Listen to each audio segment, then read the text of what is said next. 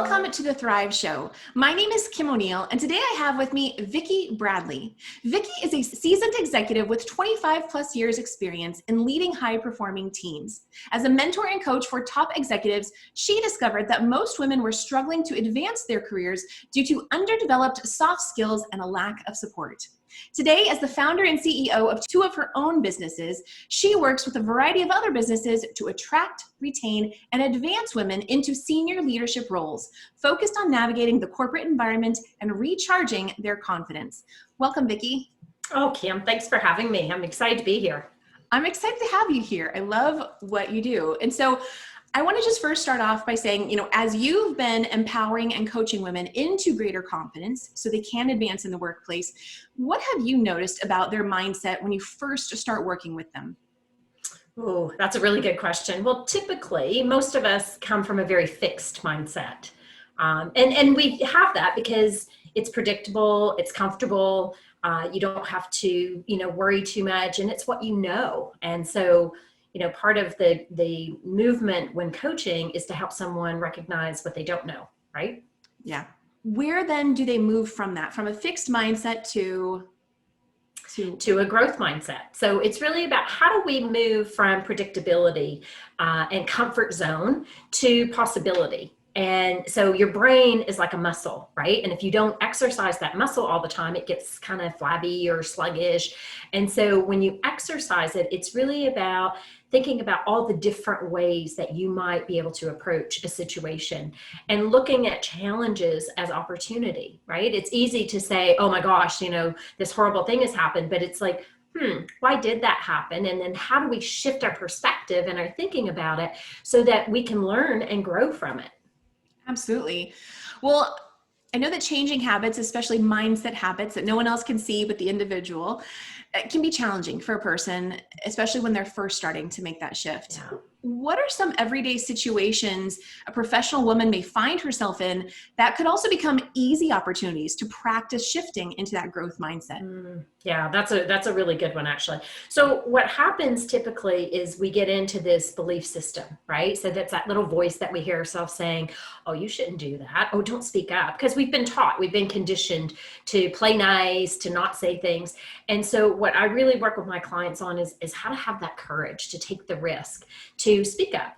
And, if someone talks over you when you're speaking, it's being able to graciously take back the control or take back the room, so to speak. So if John says he takes one of your ideas and runs with it, it's saying, John, thanks so much for expanding on my idea, right? Because you don't want to humiliate him either, but it's important that your voice is heard and that those in the room recognize you were the one who had the idea to begin with.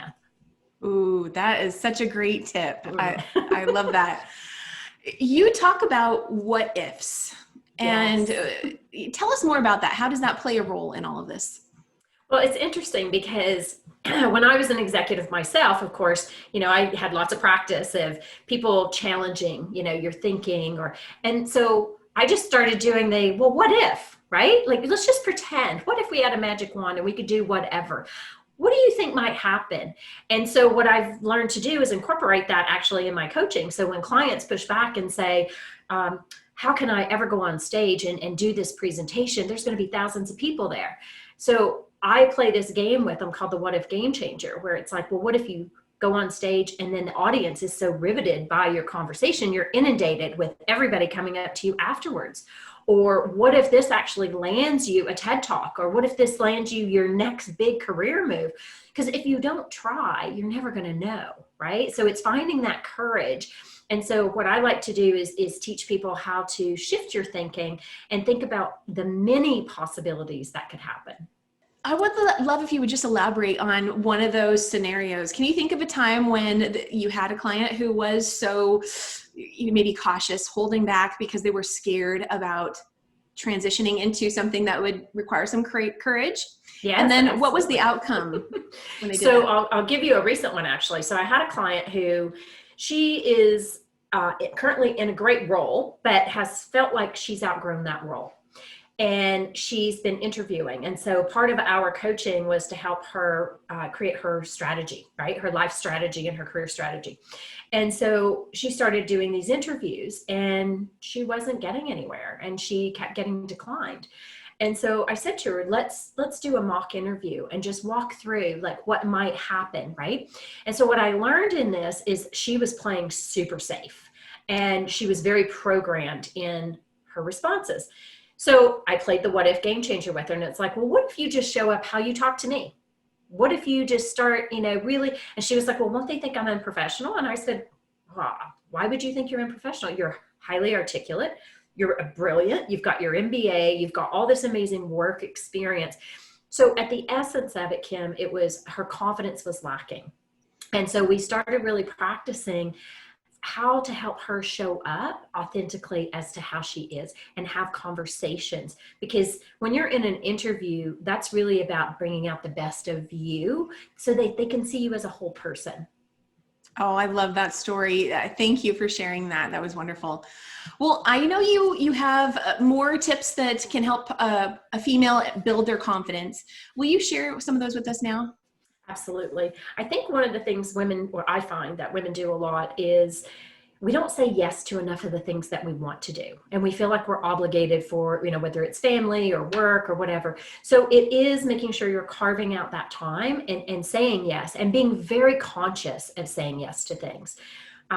2 would be developing positive possibility language. So similar to what we've just talked about, right? So when you catch yourself saying something that might be negative or not as nurturing, reframe that, like really catch yourself and say, well, what if I don't do this? And so being super mindful, I guess is the best way to say it, about the language you tell yourself. Right. And we're so quick to give ourselves negative self-talk. Right. And so we need to be our biggest cheerleaders, just like we would do for our best friend. Right. Yep. And so when you do that, then you come across more positive. I think the other thing that we don't do enough of, and this is all of us, it's celebrating successes, even when they're small successes. So, I'll give you a really simple one. You've had a book sitting on your nightstand for a year and you finally read it. Okay, that is something to celebrate. Or you say yes to that talking engagement. Those are successes. Those take courage to do. And so every time you do that, you're building that muscle for more of that. And then the last one I would say is positive affirmations. I'm a huge believer in fueling yourself with positive affirmations. And a tip I learned recently is not only using positive affirmations, but interlaying truth statements in between that. So what I mean by that, if I say, let's use money as an example, right? Okay. So maybe my goal is to be debt-free. And my affirmation is I am debt-free. So my second one might be I am Vicki Bradley, because my brain doesn't know the difference, right? And so it's writing out 5 to 10 of these positive affirmations and interlaying it with truth, because it never gives your brain time to say, wait a minute, was that true what she said? Right? Because it's already moved on to something that is true. And so the mind is so powerful, Kim, and you can train it. And people think you can't, but you can train your brain to shift from being very fixed to very much a growth mindset. Oh, I love that affirmation one. That was great. Thank you. Vicki, we are about to close out our interview today. Do you have any final thoughts you'd like to share with our audience? Well, I would say the big thing is, really realizing that mindset does matter. And when you practice and you open your heart and your mind, there are vast possibilities that can take place. But it's being very conscious of that. And, even if you practice just a couple of the tips that I've given today, it will make a difference in how you show up in this world. Wonderful. Thank you, Vicki, so much for sharing your wisdom and expertise with us today. We really appreciate it. Thank you for having me. Absolutely. And to our audience, thank you for being with us today. We hope you found value in today's conversation.